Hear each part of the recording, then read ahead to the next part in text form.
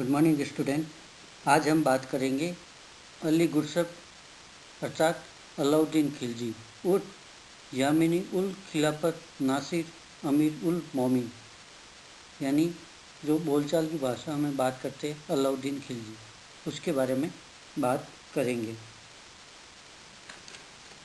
अली गुरसब अर्थात अलाउद्दीन खिलजी के पहले ही आरोप लग रहे थे। जैसे बर्नी साफ शब्दों में कहता है कि सईद के सुल्तान के कटे मस्तक से अभी रक्त यानी लोह टपक रहा था, जबकि वह शाही सादोबा धारण कर सुल्तान घोषित हुआ। यानी एक तरफ तो जो सुल्तान थे उसकी मृत्यु हो रही है या हत्या हो रही है, तो दूसरी तरफ वह सुल्तान घोषित कर रहा है।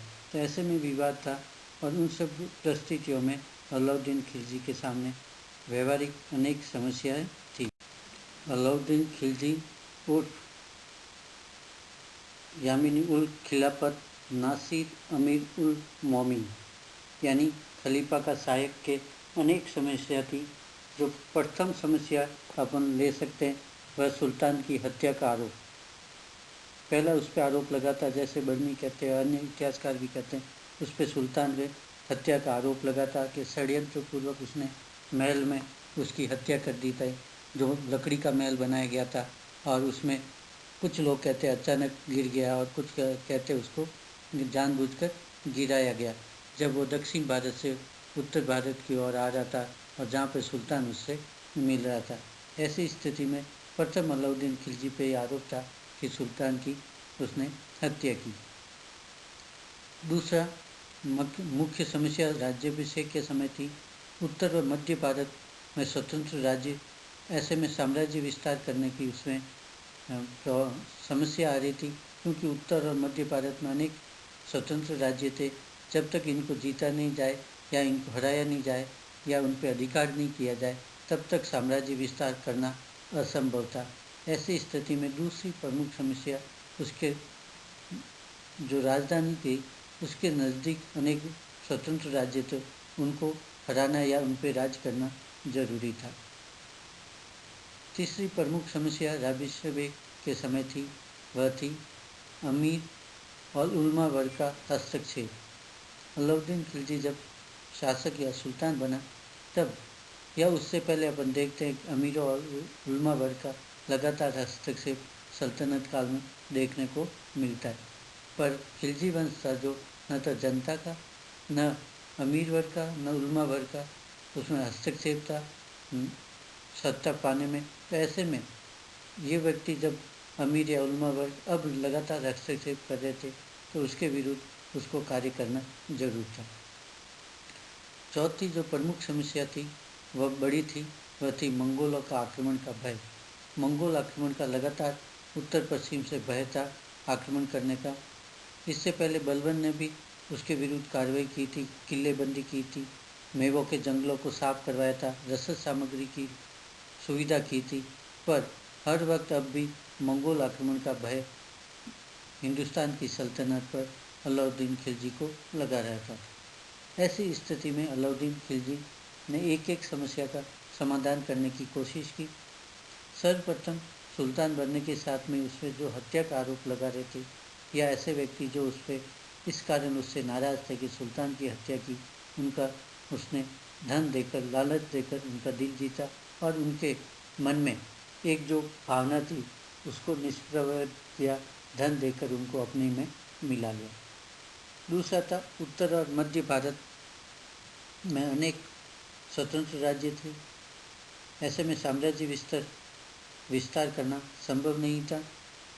ऐसी स्थिति में अलाउद्दीन खिलजी ने युद्ध की नीति अपनाई, तलवार की नीति अपनाई और एक से एक राज्य जो बड़े थे उनको हराकर उन पर विजय प्राप्त कर साम्राज्य विस्तार करने की कोशिश की।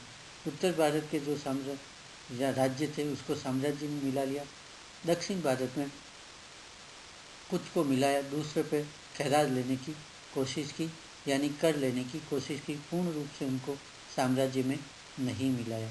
यहाँ पे भी उसने कूटनीति अपनाने की कोशिश की, क्योंकि अगर वह दक्षिण भारत को मिलाता था उस समय जो यातायात के साधन थे इतने नहीं थे। ऐसे में उसने उस नीति को त्याग कर उस पर केवल खैराज लेने की कोशिश की, जबकि उत्तर भारत ने राज्य को अपने में साम्राज्य में मिला लिया था।